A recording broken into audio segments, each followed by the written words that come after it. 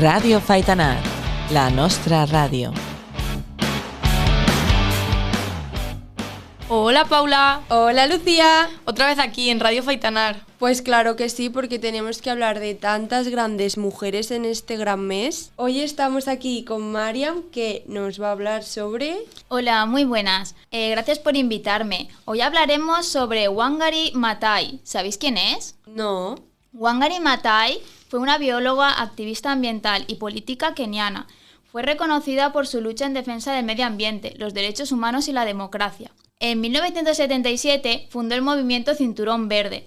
El movimiento Cinturón Verde fue una iniciativa comunitaria que lo que promovía era la plantación de árboles para combatir la deforestación, la erosión del suelo y la pobreza en Kenia. Gracias a este movimiento se plantaron más de 50 millones de árboles.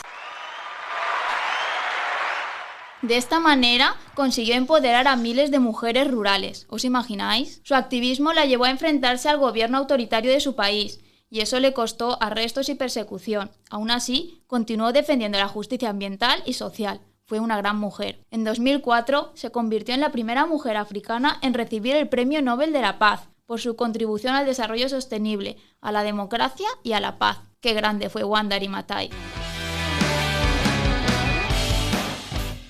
Y si quieres saber más sobre las mujeres, escúchanos en Radio Faitanar.